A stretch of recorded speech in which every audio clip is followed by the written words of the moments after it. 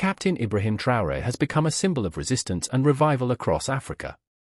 At just 37, he didn't just take power in Burkina Faso, he sparked a movement. His bold stance against Western influence, especially French neocolonialism, has shaken global powers who once treated African nations like backyard territories. Today, the West sees Traoré as a threat, not because he's a dictator, but because he's shifting power back into African hands. He's cutting ties with former colonial powers and building new partnerships with countries that respect Africa's sovereignty, like Russia. His recent meeting with Vladimir Putin sent a clear message: Africa will no longer be controlled by outside interests. But it's not just governments watching, millions of young Africans are looking to Traoré as a new kind of leader.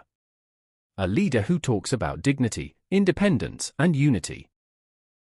A leader who doesn't wear a suit to impress the West, but military fatigues to remind the world he's in the trenches with his people. And it's not just Africa.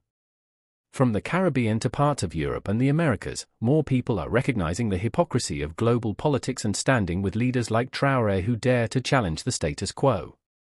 His enemies are many, but so are his supporters. The West may try to isolate him, spread propaganda, or use international organizations to discredit him. But Traoré's message is spreading faster than their fear campaigns. He's not just leading a country, he's fueling a continental awakening. Traoré stands for a new generation of African youth who are tired of begging, tired of being exploited, and tired of waiting for permission to build their own future. His vision is bold: a strong, united Africa that controls its own resources, protects its own people, and writes its own story. This is bigger than Burkina Faso. This is a battle for the soul of Africa, and Traoré is at the front line. The reason Traoré's name is trending across the continent isn't just because of politics, it's because he represents something we haven't seen in a long time: courage. The kind of courage that doesn't ask for permission. The kind that says, we will not be pawns anymore. When he kicked out French troops and rejected Western pressure, many thought Burkina Faso would crumble.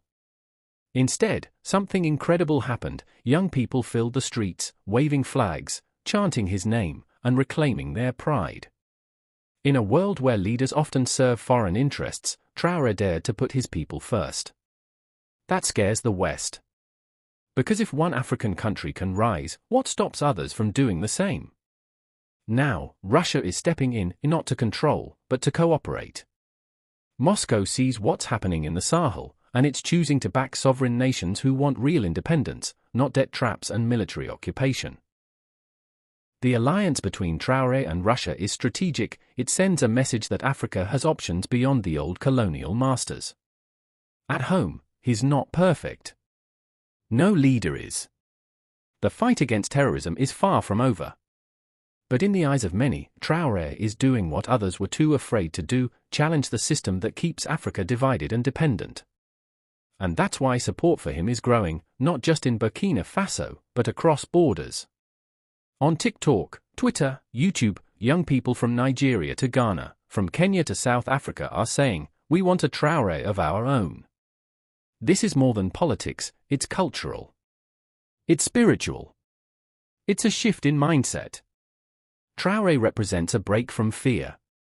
A new era where African youth are no longer apologizing for demanding power, respect, and ownership of their land, their voice, and their destiny. The West can't stop this wave with sanctions or smear campaigns. This is history in motion. Captain Ibrahim Traoré has become more than a leader. He's become a symbol. And symbols, once lit, don't fade easily.